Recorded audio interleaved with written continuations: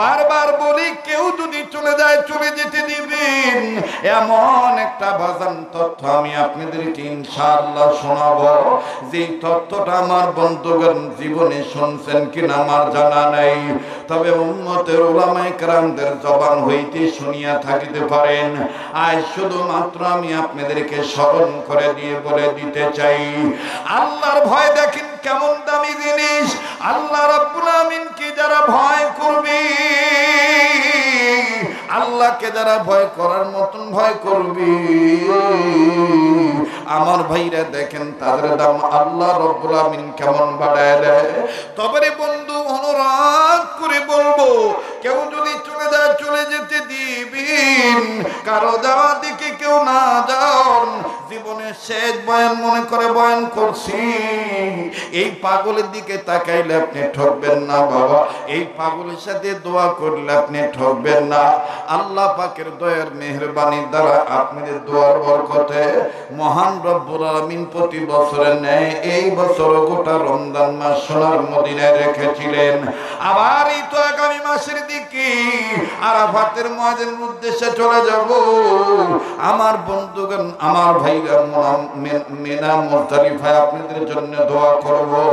মুসাফির মানুষ আল্লাহর ঘরের মেহমান হয়ে দোয়া করব। কার দোয়া কখন কবুল হবে কাহারও জানা নাই। বাজানো গভীর মনোযোগী হয়ে কথাগুলি শোনা চাই। আল্লাহ রাব্বুল আমিনকে দেখেন, ভয় করলে, ভয় করার মতন ভয় করলে কোরআন কারীমের মাধ্যমে আমি আপনি বাঁচতে পারবো। কোরআন আমাকে আপনাকে বাঁচা দিবে। কেমন বাঁচিয়ে দেয় বন্ধু, কেমন বাঁচিয়ে দেয়। অনেক গুণীধর শিক্ষিত সমাজ ভাইরা আছেন এই দুনিয়ার জমিনের মধ্যে, এই পৃথিবীর বুকে সবচেয়ে বড় কলেজ যেটা, আমার বন্ধুগণ ভার্সিটি যেটা, আমার ভাইরা, পৃথিবীতে যত কলেজ ভার্সিটি আছে, ওই কলেজ ভার্সিটির মধ্যে হতে অন্যতম একটা ভার্সিটির কথা আমি আপনাদেরকে জানাই। আমার বন্ধুগণ, যেই ভার্সিটিতে হিন্দু লেখাপড়া করে, বৌদ্ধ লেখাপড়া করে, খ্রিস্টীয় ধর্মের অনুসারী ছেলে মেয়ে ওনারাও লেখাপড়া করে, মুসলমানের ছেলে মেয়েরাও লেখাপড়া করে। আরে বাবাজি, ওই কলেজের কথাটা আমি বলছি। ইত্তাকুল্লাহ, আল্লাহর ভয় দেখেন কত বড় মহা সম্পদ।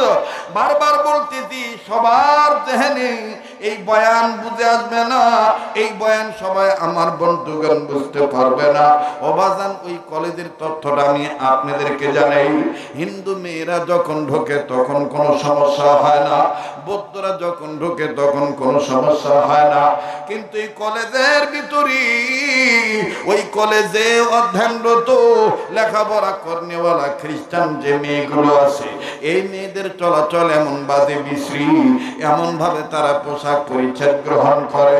আমার বন্ধুগণ, নানান মানুষের ঈমান আমলের সমস্যা হয়ে যায়। আমার ভাইরা, আমার বন্ধুগণ, আল্লামা তুসমানী তিনি তার কিতাবের মধ্যে কথা লেখেন, আল্লাহ পাকের ভয় দেখেন কত বড় মর্যাদাশীল। আল্লাহ পাককে ভয় করা কত বড় দামি জিনিস। আমার ভাইরা, আমার বন্ধুরি, চারজন মুসলিম ছেলে, ওই খ্রিস্টান মেয়েটা যখন এই কলেজে প্রবেশ করে, এমন তার নগ্ন পরিবেশের পোশাক, স্টুডেন্ট টিচার সবাই মেয়েটার দিকে তাকায়। কিন্তু মুসলমানদের মধ্যে তিনজন তাকায়, একজন ছেলে তাকায় না। যুবক, খেয়াল করে কথাগুলি শোনা চাই। একজন মুসলমান সন্তান তাকায় না, চারজনের মধ্যে তিনজন তাকায়, একজন তাকায় না। কপালে তার নামাজের সেজদার দাগ, দাড়ি তার বড় লম্বা, গায়ে তার সুন্দর সুন্নতি পোশাক। আমার বন্ধুগণ, আমার ভাইরা, পাশের তিনজন ডাক দিয়ে বলতেছেন, ভাইরি, তোর ভিতরে কি কোনো ধরনের কোনো মনসত্ব নাই? তোর ভিতরে কি মানুষের কোনো চিন্তা চেতনা নাই? বলে কেন? বলে আমরা সবাই মেয়েটার দিকে তাকাই, তুমি কেন মেয়েটার দিকে তাকাও না? দেখো না মেয়েটাকে, তার ঈশ্বর কত সুন্দর করে বানিয়েছে, খুব খেয়াল করে শুনবেন বাজান। এবার বন্ধুদের গুতা ঠেলা, বন্ধুদের উস্কানিতে এই মুসলিম ছেলেটা যখন মেয়েটার দিকে তাকাইলো, তাকাইয়া আর যখন চোখ ফিরায় না, মেয়েটার দিকে যখন একভাবে তাকিয়ে আছে, কিতাবে লিখক লিখে পাশের বন্ধুরা ডাক দিয়ে বলে, কিবে এতক্ষণ দেখতেছ না, এখন দেখে আর চোখ ছড়াইতে পারো না? আমরা কি সাথে বলেছি মেয়েটার চেহারা দেখো, তার রূপটা কত সুন্দর, তার সৌন্দর্যটা কত সুন্দর। ওই মুসলিম ছেলেটা ডাক দিয়ে বললেন, ভাই রে,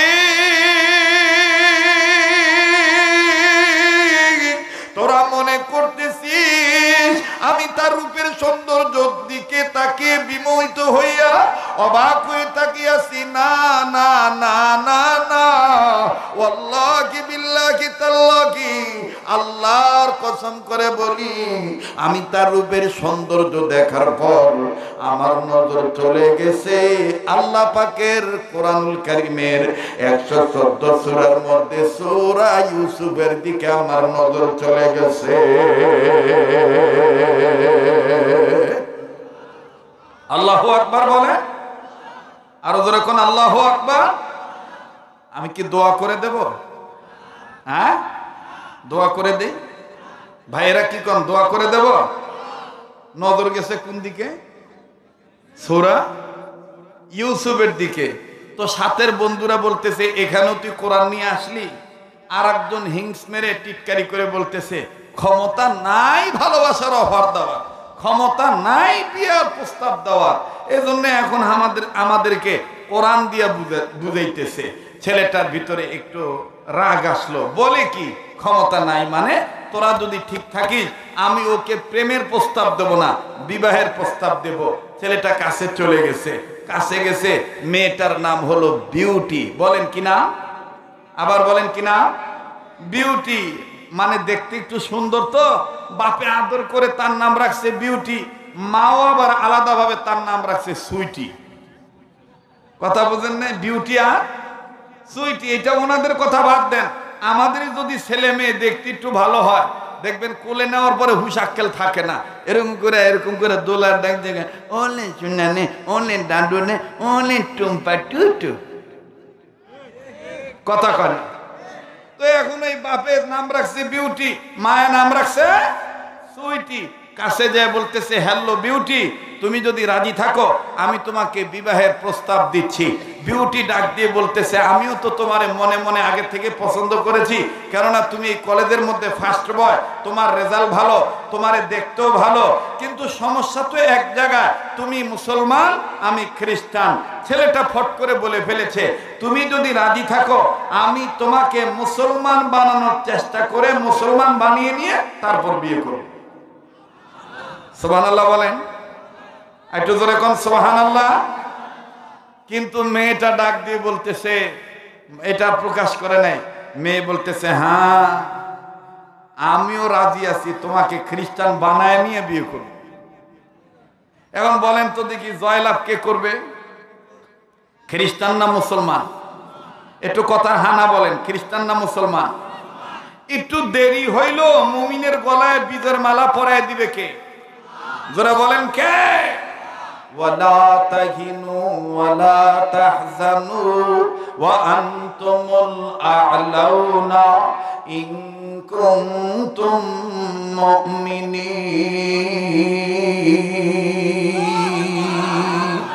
আমরা যদি মুমিন হই আমাদের কোনো ভয় নাই, কোনো চিন্তা নাই। আমাদের গলায় বীজের মালা পরায় দিবে কে? একটু ধৈর্য ধরতে হবে। ভারতের হুঙ্কার দেখে, ভারতের ছক দেখে ষড়যন্ত্রের কবলে পড়ে ইমান হারাইলে হবে না। আবার আমেরিকা আদর করলে তার আদর দেখে অতি আদরে উৎসাহিত হয়ে জ্ঞান হারায় ফেলাইলে হবে না, ধৈর্য ধারণ করতে হবে। দা গুড নিউজ কাম স্লোলি, ভালো কাজের রেজাল্ট আস্তে আস্তে আসে, একটু দেরি হইল মুমিনের গলায় বীজের মালা পরায় দিবে কে? ওই আল্লাহ আছে না নাই? তো আল্লাহর পক্ষে একটু জোরে সোরে বলেন তো আল্লাহু আকবার। আবার বলেন তো আল্লাহু আকবার। মেয়েটা ডাক দিয়ে বলতেছে, টেনশন করিও না, আমি আমার বাবা মার সিদ্ধান্ত ছাড়া তোমাকে কিছু বলতে পারবো না। ছেলেটা বুকে হাত দিয়ে বলতেছেন ইত্তাকুল্লাহ, আমি ইমানদার, আল্লাহকে ভয় করি। কাকে ভয় করে? আল্লাহকে ভয় করে। যাও বিউটি, তুমি তোমার বাপ মার রেজাল্ট জেনে আমাকে কালকে বলবা, আমি তোমার অপেক্ষায় থাকলাম। মেয়েটা চলে গেল বাড়িতে। মেয়েটা বাড়িতে যাইয়া বাবাকে বলার সাহস পায় না, মাকেও বলার সাহস পায় না। আমার বন্ধুগণ একটু খেয়াল করেন, একটু মনোযোগী হয়ে যান। রাত্র গভীর হয়ে যায়, মা নজর করে দেখে বিউটির ঘরের বাতি আগে থেকেই বন্ধ হয়ে যায়, কিন্তু আজকে এত রাত্র হইল মেয়েটা আমার ঘুমায় না কেন, বাতি বন্ধ করে না কেন? দেখি তো মেয়েটার শরীর খারাপ হলো নাকি, না কোনো সমস্যা হলো, একটু দেখি তো, খবর নিয়ে দেখি তো। বিউটির মা কাছে যায় বলে, কি গো মা, তুমি এখনো দেখি বাড়ির ঘরের বাতি বন্ধ করো নাই? মা, তুমি বিছানায় কেন শয়ন কক্ষে শুইতে যাও নাই? ও মা, শোয়ার বিছানায় কেন তুমি শুইতে যাও নাই? কোনো সমস্যা? বিউটি ডাক দিয়ে কয়, না গো মা, না, আমার তেমন কোনো সমস্যা নাই। ও মা, আমি একটা চিন্তায় পড়ে গেছি। মা, তুমি পারবা আব্বাকে ম্যানেজ করতে? বিউটির মা ডাক দিয়ে বলতেছেন, কি হয়েছে, ঘটনা খুলে বলো। ডেকে ডেকে বলতেছেন, মা গো, আমাদের কলেজে সবচাইতে ফার্স্ট বয় মুসলমান ধর্মের একটা ছেলে তোমাদের বিউটিকে দেখে পাগল হয়ে গেছে, বিবাহের প্রস্তাবে দিয়েছে। বিউটির মা ডাক দিয়ে বলতেছেন, বেটি, মুসলমানের সাথে খ্রিস্টানের বিয়ে সম্ভব না। বিউটি, তুমি বলো, তুমি কি তাকে চয়েস করো? বিউটি ডাক দিয়ে বলতেছেন, মা, আমিও তো তাকে সামথিং চয়েস করি, আমিও তো ভিতরে ভিতরে তার ব্যাপারে অনেকটা উইক, অনেকটা দুর্বল হয়ে গেছি। বিউটির মা ডাক দিয়ে বলতেছে, আমার কি করতে হবে বলো? আরে বন্ধু, বিউটি ডাক দিয়ে বলতেছেন, মা গো, ছেলেটাকে আমি বলেছি, মুসলমান ধর্মের ছেলে, তোমার নাম আদনান, তুমি একটু ধৈর্য ধরো, আমি আমার বাবা মার সিদ্ধান্ত জেনে নিয়ে তোমাকে জানাবো। ও মা, আব্বার মতামত ছাড়া বলা যাবে না। মা গো, এই জন্য তোমায় বলতেছি, মা, তুমি একটা ব্যবস্থা করো না। মেয়েটার কথার প্রতি উত্তরে অবাজান ডাক দিয়ে বলতেছেন, মা বিউটি, তুমি টেনশন করো না, আমি তোমার বাবাকে সব ম্যানেজ করতেছি, তোমার বাবাকে আমি বুঝিয়ে বলতেছি। এবার বাবার কাছে গেছে, যে ডাক দিয়ে বলতেছি, কই গো, শুনেছো কি আমাদের মেয়ে বিউটি অ্যান্ড সুইটির পক্ষে এই কলেজের একজন মুসলমান ধর্মের ছেলে আমাদের বিউটিকে বিবাহের প্রস্তাব দিয়েছে, তবে তার ধর্মটা হলো মুসলমান, আমাদের বিউটিও তার প্রতি দুর্বল, এখন কি করা যায় বলো বলো। বিউটির বাবা ডাক দিয়ে বলতেছে, টেনশনের দরকার নেই, একমাত্র মেয়ে আমার, মেয়ের সুখের জন্য মুসলমান ছেলের কাছে বিয়ে দেব, তবে চেষ্টা করব তাকে খ্রিস্টান বানায় নেওয়ার জন্য। একটু খেয়াল করবেন বন্ধু। এবার বিউটির বাবা ডাক দিয়ে বলে, বিউটির মাকে ডাক দিয়ে বলেন, বিবি রে, এই বিষয়টা নিয়ে আমার বিউটি যেন টেনশন করে তার শরীর খারাপ না করে, আগামীকালকে বিউটিকে বলে দিও আমাদের বাড়িতে তার প্রেমিককে যেন আমাদের বাড়িতে নিয়ে আসে, আমরা তার সাথে পার্সোনাল আলাপ করব। ওই আলাপে যদি বন্দোবস্ত হয়ে যায়, যদি শর্তগুলো মেনে নেয়, আমি বিউটির বাবা বিউটিকে মুসলমান ছেলের হাতে তুলে দেব। আমার বন্ধুগণ, আমার ভাইরা, লম্বা কথা সংক্ষেপ করে দিলাম। দেখেন আল্লাহর ভয়, দেখেন কত বড় দামি জিনিস। অবাজান, ইমানদারের ইমান যদি, আল্লাহর ভয় যদি অন্তরে থাকে, আল্লাহ পাক তাকে দেখেন কেমন ভাবে হেফাজত করে। মাঝখান দিয়ে একটু ঝামেলা হলো, পরবর্তীতে আল্লাহ এটা সারায় নেয়। আরে বাবাজি, এবার বিউটির মা ডাক দিয়ে বলে, তোর বাবা বলে দিয়েছে আগামীকালকে আদনানকে আমাদের বাড়িতে আসতে বলেছি, আমি আর তোর বাবা দুইজন মিলে ছেলেটার সাথে কথা বলবো, পার্সোনাল আলাপ আছে, শর্ত সরাইয়া দেব, যদি শর্তগুলো মেনে নেয় তাইলে আদনানের হাতে তোকে তুলে দেব। মেয়েটা বলে, ঠিক আছে মা, আদনানকে আমি বলবো, তোমার সাথে আমাদের বাবা কথা বলতে চায়। এবার পরের দিন মুসলমান ভাইরা আমার, বিউটিকে যখন আদনান ডাক দিয়ে বলতেছে, কি গো বিউটি, তোমার খবর কি, তোমার বাপ মার খবর কি? বিউটি ডাক দিয়ে বলতেছেন, আব্বা আর আম্মা মোটামুটি রাজি হয়ে গেছে, তোমাকে আমাদের বাড়িতে যেতে বলেছে, তোমার সাথে আমাদের বাবা মা কি যেন আলাপ করবে, শর্ত দিবে, এই শর্তগুলো মেনে নিলে তোমার হাতে আমাকে তুলে দিবে। আদনান বলতেছে, তুমি যদি রাজি থাকো এখনো আমি যাব। এবার আদনান চলে গেছে। লম্বা কথা সংক্ষেপ করে দিলাম। যুবক ভাইরা খুব খেয়াল করে কথাগুলি শোনা চাই। হাজার হাজার মানুষ ছিল আমার ভাইরে, সবার দামাগে আলোচনা ঢুকবে না। এখন যতগুলি মানুষ আছেন, একটা মানুষের অন্তরে যদি আল্লাহর ভয় ঢুকে যায় আর ওই আল্লাহর বান্দা যদি আল্লাহওয়ালা হয়ে যায়, আজকের এই মাহফিলটা দারুল উলুম হামিউস সুন্নাহ মাদ্রাসার মাহফিলটা সার্থক হয়ে যাবে। মুসলমান ভাইরা আমার, বন্ধুগণ, প্রেক্ষাপট নিয়ে স্নেহের মাওলানা রফিকুল ইসলাম মাদানী নেত্রকোনা থেকে এসে আপনাদেরকে সমসাময়িক আলোচনা শোনা গেল।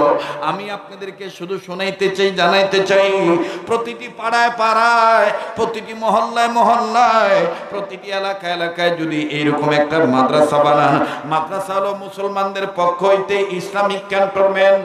মাদ্রাসা যে এলাকায় থাকবে ওই এলাকায় নাস্তিক, মুরতাদ, কাদিয়ানি, রাম, বাম, চ্যাটার্জি, মুখার্জি, গঙ্গোপাধ্যায়, চট্টোপাধ্যায়, হরিদাস পাল, তসলিমা নাসরিন, দাউদ হায়দার, কবির চৌধুরী, আমার বন্ধুগণ, কোন ব্যক্তি, কোন নেতা, কোন দল ওই এলাকায় কোরআন বিরোধী কোন আইন চালু করতে পারবে না। কথা বলেন ঠিক কিনা?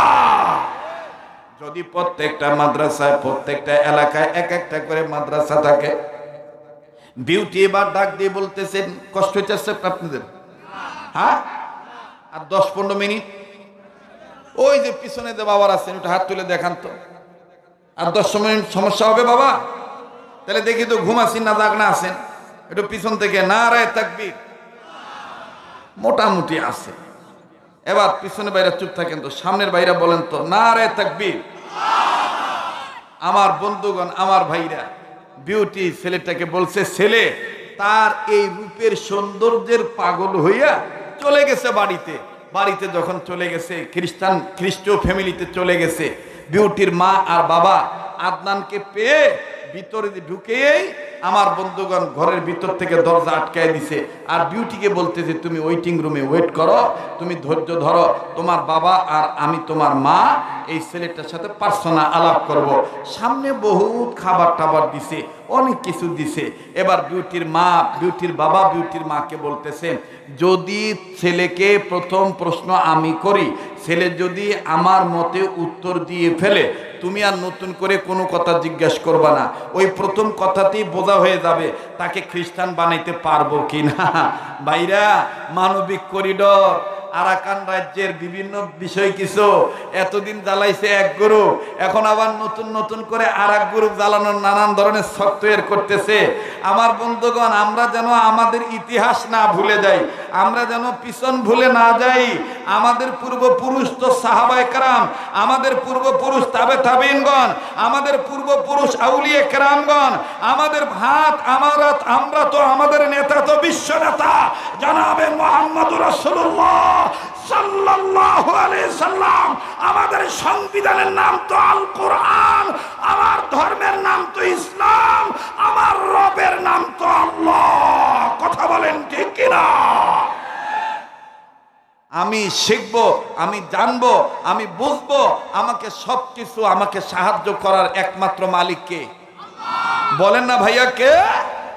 আল্লাহ। তো এইবার ছেলেটাকে সুন্দর করে কাছে নিয়ে বিউটির বাবা ডাক দিয়ে বলতেছে, তুমি কি আমার বিউটিকে আসলেই ভালোবাসো? ছেলে ঝোঁকে তালে বলে ফেলছে, আপনার বিউটিকে ছাড়া আমি বাঁচবই না, আপনার বিউটিকে ছাড়া আমি। এবার বিউটির বাবা ডাক দিয়ে বলতেছে, বলেছিলাম না আমার পরীক্ষা এসে পাস, আর কিছু জিজ্ঞাসা করা লাগবে না, এখন আমি যা কমো তাই হবে, এখন আমি যা কমো তাই হবে। ছেলেটাকে বিউটির বাবা ডাক দিয়ে বলতেছেন, তুমি যদি বিউটিকে পেতে চাও তাইলে আমার শর্ত আছে কয়েকটা। বলে কি কি শর্ত? বলে নাম্বার 1, তোমাকে ঈমান ত্যাগ করতে হবে, তুমি আর মুসলমান থাকতে পারবা না, এখনই তুমি খ্রিস্টান হয়ে যাইবা। আর এই যে খ্রিস্টান হয়েছো, এটার প্রমাণ স্বরূপ তোমার হাতে বাইবেল দেব, এই বাইবেল নিয়ে তুমি শপথ করবা। খ্রিস্টান যে তুমি হয়েছো মুখে বললেই হবে না, তোমার সামনে গোস্ত ভুনা করে রেখেছি, এই গোস্ত শুকরের গোস্ত, শুকরের গোস্ত, এই শুকরের গোস্ত তোমার ভক্ষণ করা লাগবে, এই শুকরের গোস্ত তোমার খাওয়া লাগবে। শুধু তাই নয়, আর একটা শর্ত হলো, এই যে তোমার সামনে যে পানীয় দেখতেছো, এগুলো অন্যান্য পানি নয়, এগুলো ভিন্ন ধরনের পানি, এগুলো মদ। এই মদ তোমাকে পান করতে হবে, মদ দিয়ে তোমাকে গোসল করতে হবে। আর একটা শর্ত হলো, তোমার মুখে লম্বা দাড়ি থাকা যাবে না। আমাদের বিউটিকে যদি তুমি পেতে চাও, এই লম্বা দাড়ি তোমার কেটে ফেলতে হবে। ডাক দিয়ে বলে, আঙ্কেল আর কি শর্ত? বলে, আর একটা শর্ত হলো, তুমি যদি আমাদের বিউটিকে পেতে চাও, তোমার হাতে বিউটিকে দিতে পারিস, আর একটা শর্ত হলো, তুমি আর এই দেশে থাকতে পারবা না। বিউটিকে বিবাহ করার পরে কয়েকদিনের মধ্যে তোমার পাসপোর্ট আমরা বানিয়ে দেব, তোমার হাতের মোবাইল চেঞ্জ করে দেব, তোমার সিম কার্ডটা আমরা ভেঙে ফেলবো, নতুন করে তোমাকে মোবাইল দেব। তুমি আমার বিউটিকে নিয়ে অরিজিনাল খ্রিস্টান রাজ্যে চলে যাইবা। ওই খ্রিস্টীয় মিশনারিতে তুমি চাকরি করবা, যেখানে আমার ধর্মের লোকেরা, তোমার ধর্মের লোকেরা তোমাকেও ডিস্টার্ব করবে না, আমার মেয়েকে ডিস্টার্ব করবে না। ছেলেটা আমার বন্ধুগণ, আমার ভাইরা সাময়িক প্রলোভনে পড়িয়া দিন ইসলামের কথা ভুলিয়ে যাইয়া ডাক দিয়ে বলতেছেন, আঙ্কেল সব আমি মেনে নিলাম, আমি এরপরও বিউটিকে চাই। জোরে কর নাউজুবিল্লাহ। আবার ভাইরা, আমার লম্বা কথা, আরে বন্ধু, আদনান খ্রিস্টান হয়ে গেল, বিউটির সাথে আদনানের বিবাহ হয়ে গেল। বিবাহ যখন সম্পূর্ণ হয়ে গেল, আমার বন্ধুগণ, আমার ভাইরা সব শর্ত মেনে নিয়েছে। লাস্ট শর্তটা বাকি আছে, বিদেশে নিয়ে যেতে হবে। বিদেশে যাওয়ার আগে পাসপোর্ট, ভিসা সব রেডি। আমার বন্ধুগণ, ফ্লাইটের ডেটও রেডি। হঠাৎ করে বিউটির বাবা ডাক দিয়ে বলে, তোমার হাজবেন্ডকে নিয়ে দূর দেশে যাইতে হবে, এই শর্তটা এখন বাকি আছে। তোমার হাজবেন্ডকে নিয়ে এখন বিদেশে যাইতে হবে, খ্রিস্টান রাজ্যে পাঠাবো, খ্রিস্টীয় মিশনারিতে সে চাকরি করবে, সেখানে গেলে আর মুসলমানরা তাকে ডিস্টার্ব করতে পারবে না।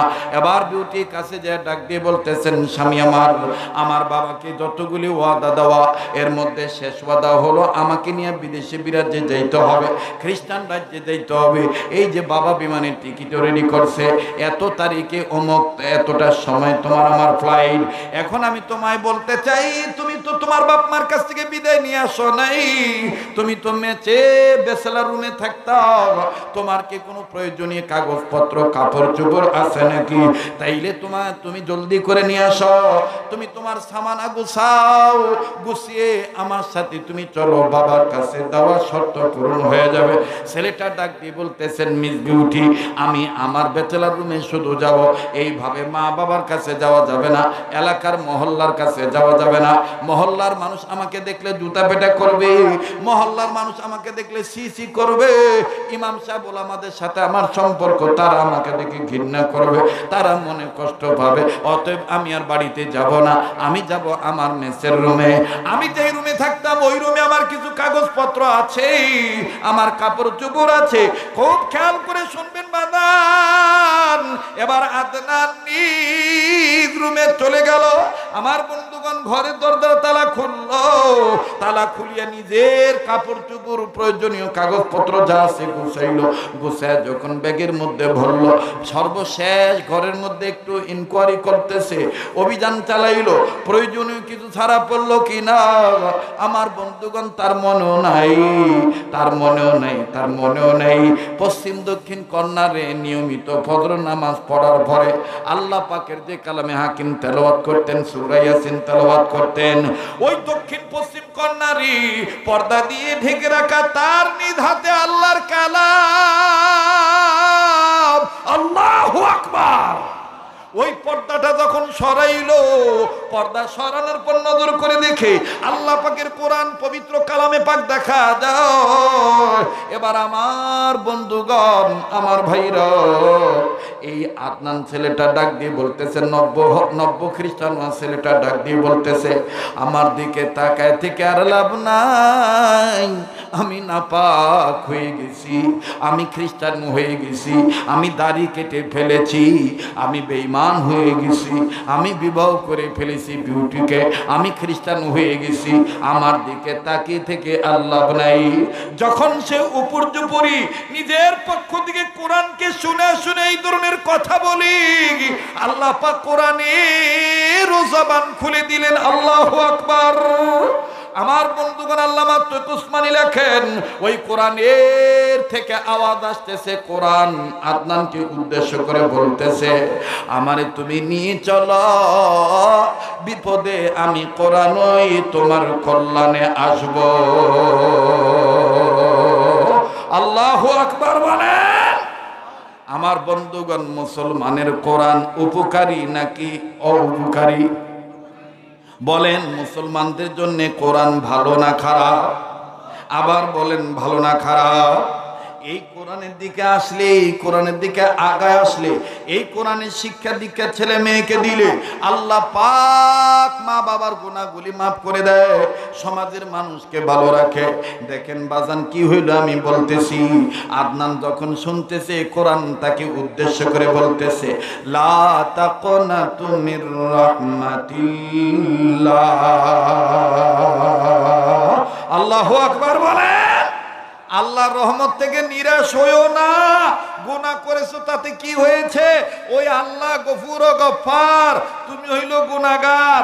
আল্লাহ ইচ্ছা করলে হাজারো গুনাহ থেকে তোমাকে ধুইয়া মুইছা সাফ কইরা পরিষ্কার কইরা গফফার হয়ে তোমাকে মাফ করে দিতে পারে। কথা বলেন ঠিক কি না? সেই আল্লাহ আছে না নাই? যখন কোরআন তার সাথে কথোপকথন বলতেছে, কোরআন কথা কয়, এই আমার বন্ধুগণ আদনান নব্য খ্রিস্টান হওয়া ছেলেটা কোরআন শরীফ আস্তে করে বলতেছে, এখন তো আমি পড়তেও পারবো না, আমি কোরআন তো নাড়তেও পারবো না, তো আমি এটাকে লুকায়া নিয়ে নিই ব্যাগের ভিতরে। বিউটি তো আর জানবে না, ব্যাগের ভিতর নিয়ে নিছে। আর 5-7 মিনিট 8 মিনিট সর্বোচ্চ 10 মিনিটের মধ্যে আমি কথাটা ফিনিশিং দিয়ে আপনাদের কিনে দোয়া করে বিদায় হয়ে চলে যাব। প্লিজ একটু ধৈর্য ধরেন, একটু গভীর মনোযোগী হয়ে যান। এই আদনান ব্যাগের ভিতর কোরআন শরীফ নিছে, বিউটি জানে না। খ্রিস্টান রাজ্যে চলে গেল, খ্রিস্টান রাজ্যে যে চাকরি শুরু করে দিল, কিন্তু কোরআন রাখবে কোথায়? আদনান বিউটিকে না জানিয়ে রুমের মধ্যে যেখানে ড্রেস আপ করে, যেখানে ড্রেস চেঞ্জ করে, যেখানে আয়না দেখে, এই লুকিং গ্লাসের সাইডে ছোট্ট একটু জায়গা করে এই জায়গার ভিতরে কোরআন শরীফটা লুকায় রাখলো। আর মনে মনে সে সিদ্ধান্ত নিল, সে নিজে নিজেই বলতেছে, বিউটি মনে করবে যে আমি কোরআন শরীফ দেখতেছি না, আমি নিজের চুল দেখতেছি, আমি মাথার চুল আশ্রাইতেছি, জামার বোতাম লাগাইতেছি, এই ফাঁকে আমি কোরআন শরীফ দেখে নেব। সুবহানাল্লাহ কোন, একটু ধরে কোন সুবহানাল্লাহ। অনেক সময় নজরের বরকতে হেদায়েত আল্লাহ দিয়ে দিতে পারে। কথা বলেন ঠিক কিনা? আমার বন্ধুগণ, আমার ভাইরা, এই মাঠে আমি বয়ান করেছিলাম, আল্লাহর দেওয়া চোখ দিয়া কোনো মানুষ যদি মোহাব্বত নিয়া কয়েকটা জিনিসের দিকে তাকায়, আল্লাহ পাক তাকে মাফ করে দেয়, আল্লাহ তার আমল নামে অসংখ্য নেকি দান করে দেয়। নাম্বার 1 কাবাঘর বাইতুল্লাহ, নাম্বার 2 কোরআনুল কারীম কালামুল্লাহ, নাম্বার 3 হক্কানি রব্বানি উলামায়ে কেরাম ওলি আল্লাহ, নাম্বার 4 আপন মা আর বাবার চেহারার দিকে যদি সন্তানরা মহব্বতের নজরে তাকায়, আল্লাহ অসংখ্য নেকি দান করে দেয়। সুবহানাল্লাহ বলেন। এই আদনান প্রতিদিন অফিসে যাওয়ার সময় যখন জামা গায়ে দেয়, টাই পরে, এই ড্রেস পড়তে যাইয়া আমার ভাইরা বিউটিকে না বুঝতে দিতে পেরে, বিউটিকে বুইটু যেন ঝামেলা না করে, এই বুঝতে যেন না পারে, এই জন্য সে পোশাক পরতে দেয়, কোরআনের দিকে বারবার তাকায়। আবার অফিস থেকে এসে যখন জামা খোলে, তখনও আবার এইরকম করে বোতাম খুলে আর কোরআন দেখে। বিউটি বোঝে না, যাইতে যাইতে যাইতে যাইতে 6 মাস 7 মাস 8 মাস 1 বছর 1.5 বছর চলে গেছে। 1.5 বছরের মাথায় এই বিউটি জানেই না, বাড়ির কেউ জানে না যে খ্রিস্টান বাড়িতে আল্লাহ পাকের কোরআন, মুসলমানদের ধর্মীয় গ্রন্থ পবিত্র কোরআনুল কারীম এই বাড়িতে আছে।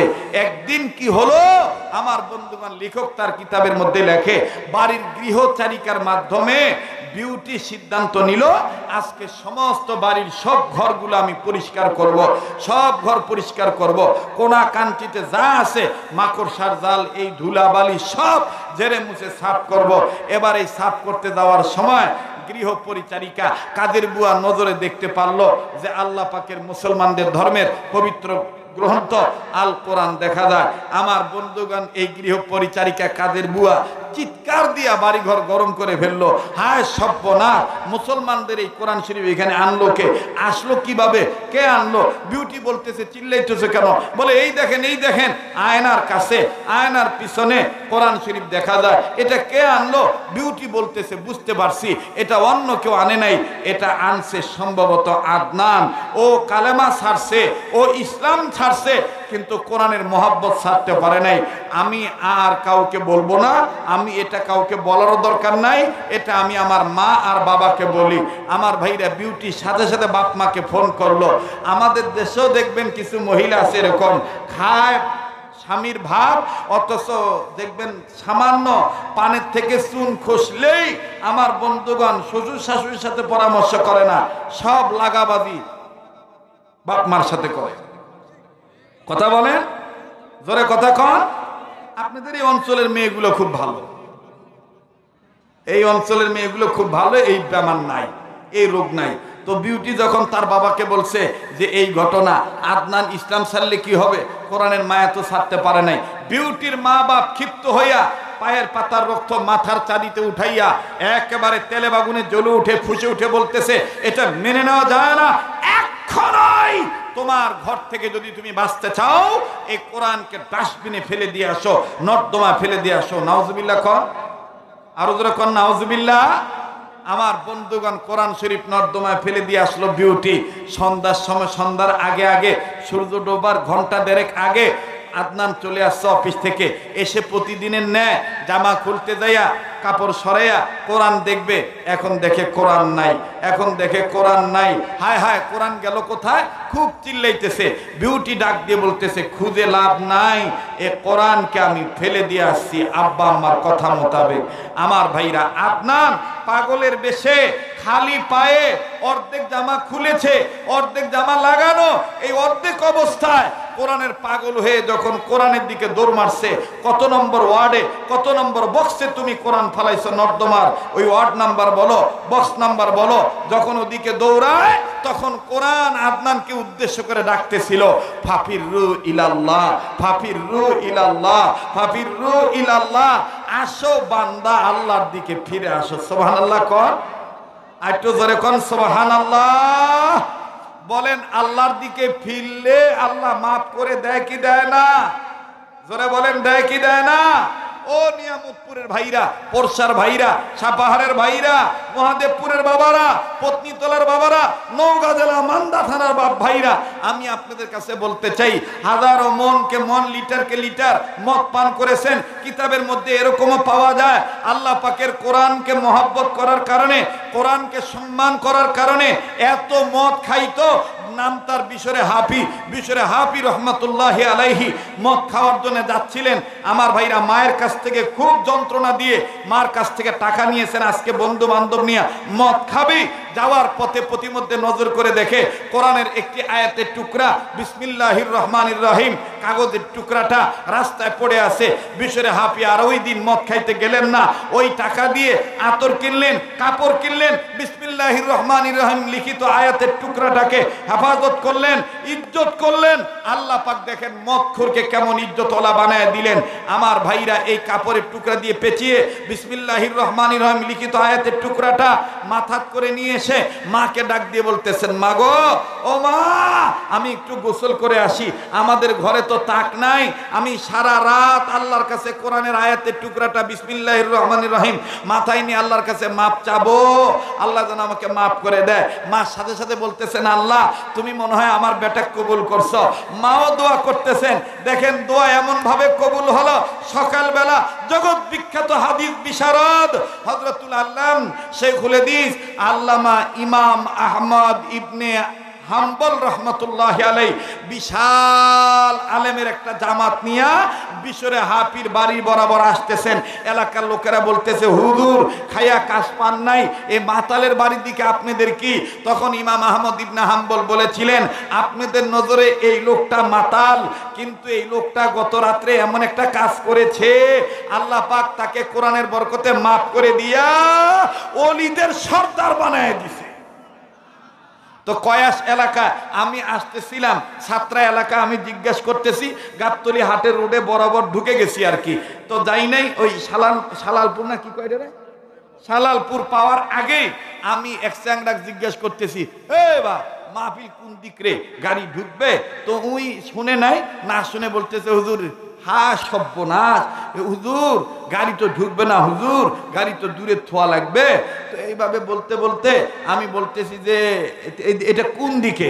আসছি তো একের অধিকবার, আমি তো চিনি, তারপর ওকে জিজ্ঞেস করছি। ও বলতেছে, হুজুর যতই চেষ্টা করেন হুজুর গাড়ি ঢুকবে না। পল্লিগা হুজুর, আচ্ছা তো তোরা মাহফিলে যাস না কেন? তোরা মাহফিলে যাবি না? কয় হুজুর এই গাড়ি ঘোড়া যায় না দেখে পল্লিগা আমরাও যাই। ভাইয়া এই কয়াস এলাকা পল্লিগা হতে পারে, কিন্তু এই কয়াসের মতন এলাকায় দারুল উলুম হামিউস সুন্নাহ মাদ্রাসা হয়েছে। এই ছোট্ট একটা মাদ্রাসার উসিলায়, এই ছোট্ট একটা প্রতিষ্ঠানের উসিলায় অত্র এলাকার কবরওয়ালাদের কবর আযাব আল্লাহ মাফ করে দিতে পারে, কম দামি মানুষকে আল্লাহ দামি বানায় দিতে পারে, শুধুমাত্র একমাত্র কোরআনের উসিলায়। কথা বলেন ঠিক কিনা? এই দারুল উলুম হামিউস সুন্নাহ মাদ্রাসা যদি না হয়তো আমি আব্দুল খালেক শরীয়তপুরি এখানে আসতে পারতাম না। এই মাজলুম, কারাবন্দি, কারা নির্যাতিত আলেমে দ্বীন রফিকুল ইসলাম মাদানিও আজকে এখানে আসতো না। এই মাদ্রাসার উসিলা আসছে। কথা বলেন ঠিক কিনা? তো এই মাদ্রাসায় কোরআন পড়ানো হয় কি হয় না? জোরে বলেন, হয় কি হয় না? তো ওই আদনান কোরআন শরীফের কাছে গেছে, ডাস্টবিন থেকে কোরআন তুলছে, তুলে নিজের গায়ের পোশাক দিয়ে কোরআন শরীফের ময়লা পরিষ্কার করতেছে। আল্লাহ পাকের কোরআন আল্লাহকে ডাক দিয়ে বলতেছেন, আল্লাহ তুমি কি পারো না? মাবুদ আমি কোরআনের গায়ের ময়লা যেহেতু আদনান তার গায়ের দামি কাপড় দিয়ে মুছিয়ে দিতেছি, আল্লাহ গো তোমার রহমতি বরকতি পানি দিয়ে কি তুমি পারো না আদনানকে মাফ করে দিতে? আরে বাবাজি, সত্যিকারের মুসলমান না হয়ে মৃত্যুবরণ করা যাবে না। দেখেন তারপরে কি হলো, আমি বলবো। এবার আদনান কোরআন শরীফ বুকে নিয়ে যখন নিজের গৃহের দিকে আসলো, বিউটি গেটের কাছে দাঁড়ায় ডাক দিয়ে বলতেছেন, খামোশ যাও, একবারে চুপ ওই জায়গায় দাঁড়িয়ে যাও, আর তুমি কোরআন নিয়ে এই বাড়িতে ঢুকতে পারবা না। আমার বাবা মা বলে দিয়েছে এই বাড়িতে কোরআন থাকলে তোমার জায়গা হবে না। আদনান এবার ডাক দিয়ে বলতেছেন, বিউটি রে, আরে বিউটি, তোর বাবাকে সাক্ষী রেখে আমি বাইবেল ধরে আমি ওয়াদা করেছিলাম, তওবা করেছিলাম, আমি দীক্ষাপ্রমি শপথ গ্রহণ করে আমি ইসলাম ধর্ম ত্যাগ করেছিলাম। আজকে যত তোর বাবা মা বলে দিয়েছে কোরআন এই বাড়িতে জায়গা পাবে না, যা তোকে সাক্ষী রেখে আল্লাহর কোরআনের উপর হাত রেখে বলে দিলাম, আমি আর খ্রিস্টান থাকবো না, আমি মুসলমান হয়ে গেলাম। আওয়াজ দিয়ে বলেন না সুবহানাল্লাহ। এবার ভাইরা আমার, আদনান দেখেন আমার বন্ধুগণ, এই মুসলমানের ঘোষণা যখন দিয়ে দিল, বিউটি ভিতরে থেকে দরজা লাগিয়ে দিল, তোমার মুখ আর আমি দেখবো না, আমি 2-4-5 মিনিটের ছোট্ট একটা আবদার করবো। আবার আদনান আমার বন্ধুগণ আর নিজের গৃহে ঢুকলেন না। ওই অবস্থায় যখন মুসলমান হয়ে গেলেন, চলে গেলেন নিজের বাড়ির দিকে, নিজের দেশে নিজে চলে গেলেন। নিজের দেশে আসার পরে আমার বন্ধুগণ যে এলাকায় যে মসজিদের নামাজ আদায় করতে, ওই মসজিদে আসলেন। ইমাম সাহেব তাকে বলেন নাই, ইমাম সাহেব প্রত্যেক নামাজের আগে আগে সবার কাছে দোয়া চায়, আমার ওই মুসল্লির জন্য দোয়া করিয়েন, না জানি কোন হালতে আছে। আবার বন্ধুরে লম্বা কথা সংক্ষেপ করে দিলাম, ইমাম সাহেব হুজুরকে ডাক দিয়ে বলতেছেন, হযরত জি আমি আপনার সে আদনান। ডাক দিয়ে বলতেছেন, তুমি সে আদনান হলে তোমার মুখের দাড়ি কই? বলে, হুজুর মাঝখানে আমার শয়তানের ধোঁকায় পড়ে এই ঘটনা ঘটে গেছে। আল্লাহ পাক আমাকে কোরআনের বরকতে হেফাজত করেছে। আরে ভাইয়া, এবার এই ছেলে আদনান ডাক দিয়ে বলতেছেন, হযরতজি আমি আল্লাহকে ভয় করার মতন ভয় করতে চাই, আমি তওবা করতেছি। বাজান এমন একটা ভাব এখন আবার চলে আসছে আপনাদের ইমেজ দেখে, আপনাদের কিউরিসিটি টেন্ডেন্সি দেখে, এনার্জি দেখে মনে হইতেছে শরীয়তপুরী সাহেব আবার নতুন করে ওয়াজ শুরু করলো। কথা বলেন ঠিক না বেঠিক? কিন্তু না বন্ধু, না, বেঁচে থাকলে আবারও দেখা হবে ইনশাআল্লাহ। এবার আদনান হযরতজির হাতে হাত রেখে তওবা করে আমার বন্ধুগণ নতুন করে যখন ফেরাবার কালেমা পড়লেন, এই আদনান ইন্তেকাল করলেন 3 মাস পরে। আমার বন্ধুগণ কাফন দাফন যখন সম্পন্ন হবে, লাশটা নিয়ে যখন কবরে নামাবে, এলাকার মুসল্লিরা কবরের দিকে নজর করে দেখে কবরের চতুর্দিকে ফুল বাগানে ভরপুর, আর কবরের পুরাটা কবর সম্পূর্ণ কবর কোরআনের পাতা দিয়ে ভরপুর। আবার ভাইরা আমার, আল্লাহর ওলি আল্লামা তাকি উসমানী ডাক দিয়ে বলেন, এই যুবক সর্বশেষ আল্লাহকে ভয় করেছে, কোরআনকে মেনে নিয়েছে, সত্যিকারের মুসলমান না হয়ে মরে নাই। আমার আল্লাহ কোরআনকে তার কবরের সাথে বানায় দিয়েছে, আল্লাহ পাক তার কবরটা জান্নাত বানায় দিয়েছে। দুনিয়ার সব যুবক যুবতীরা যদি এইরকম কোরআনকে মেনে নেয়, আল্লাহকে ভয় করার মতন ভয় করে, সত্যিকারের মুসলমান না হয়ে যদি মৃত্যুবরণ করে না, সত্যিকারের মুসলমান হয়ে যদি মৃত্যুবরণ করে, তাইলে সব মুসলমান নারীর ঠিকানা হবে ফাইনাল জান্নাতা হিয়াল মাওয়া, জান্নাত ঠিকানা হয়ে যাবে। আওয়াজ দিয়া বলেন না সুবহানাল্লাহ। কাজী বাজান লম্বা নয়, আল্লাহ পাক যদি বাঁচায় রাখে আবার দেখা হবে ইনশাআল্লাহ। আমি আপনাদের আচরণে বড় প্লিজড হয়ে গেলাম, খুব ভালো লাগলো আপনাদের আচরণ। দোয়া করতেছি আল্লাহ যেন সমস্ত যুবকদেরকে আল্লাহ যেন যুগের উত্তরসূরি আল্লাহওয়ালা বানায় দেয়, ইসলামের ঝান্ডা হাতে তুলে নেওয়ার উত্তরসূরি বানায় দেয়। জোরে বলেন আমিন, আবার বলেন আমিন। এক্ষণে দোয়া হয়ে যাবে, তবে দোয়ার আগে আমি আপনাদের এই নিয়ামতপুরবাসী কয়াসবাসীদেরকে একটা আমলের কথা বলতে চাই আল্লাহওয়ালাদের পক্ষ থেকে। আমাদের সব মানুষের চাওয়া পাওয়া 3টা। ভাইয়ারা বলো কয়টা? জোরে বলো কয়টা? 3টা। নাম্বার 1, আমরা জীবনভর সুস্থ থাকতে চাই। নাম্বার 2, টাকা কম থাক বেশি থাকুক, আমরা মরার আগ পর্যন্ত কারো কাছে হাত পাততে চাই না, অভাবের তাড়নায়। কথা কোন ঠিক কিনা? নাম্বার 3, মরণের সময় কালেমা পড়তে পড়তে ইমানের সহিত মৃত্যুবরণ করতে চাই। কথা বলেন ঠিক কিনা? এই 3টা সম্পদ কারা কারা চাই? শেষ রাত্রে আল্লাহকে একটু দেখান তো দেখি, কারা কারা এই 3 সম্পদ চাই? নারায়ে তাকবীর। এবার হাত নামান, আমার সাথে একটু শেষ রাত্রে আল্লাহওয়ালাদের এই মজমা মনে করে আমার সাথে একটু ডাক দিয়ে বলেন তো, ইয়া আল্লাহ। ভাইয়া ডাক দাও, মা বোনরা আপনারাও গুনগুন করে ডাক দিবেন, ইয়া আল্লাহ। রোগ মুক্ত জীবন, অভাব মুক্ত জীবন, ঈমান যুক্ত মরণ আমাদের নসিব করেন। জোরে বলেন আমিন। এই 3টা সম্পদ আপনি পাবেন যদি সুন্নতওয়ালা উম্মত হন। সব সুন্নতি গুরুত্বপূর্ণ, তবে উম্মতের হক্কানি উলামায়ে কেরাম বলেন যে বিশেষ করে এই 3টা সম্পদ আপনি পাবেন। ও মুসলমান ভাইয়েরা, মা বাবারা একটু খেয়াল করে কথাগুলি শুনতে হবে।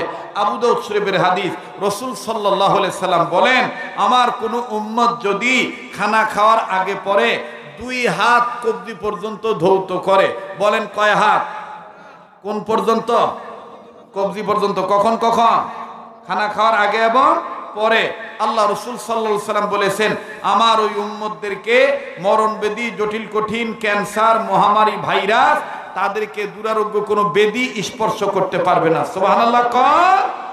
নাম্বার 2, তাদের যদি ঋণ থেকে থাকে এই সুন্নতের বরকতে আল্লাহ তাআলা গায়বী নুসরত দ্বারা তাদেরকে ঋণ পরিশোধ করার ব্যবস্থা করে দিবে। সুবহানাল্লাহ। নাম্বার 3, সুন্নতওয়ালা উম্মত হওয়ার বরকতে মরণের সময় কালেমা পড়তে পড়তে ঈমানের সহিত মৃত্যুবরণ করবে। সুবহানাল্লাহ। কর তো ভাইয়া, আজকের এই কয়াসের মাহফিল থেকে, এই তাফসীর মাহফিল থেকে যাওয়ার সময় বিদায় লগ্নে আমি জানতে চাই, এই সুন্নত পালন করা কি অনেক কঠিন হয়ে যাবে? যারা বলেন কঠিন হয়ে যাবে, এই সুন্নতটা কি আমরা সবাই পালন করতে পারবো না ইনশাআল্লাহ?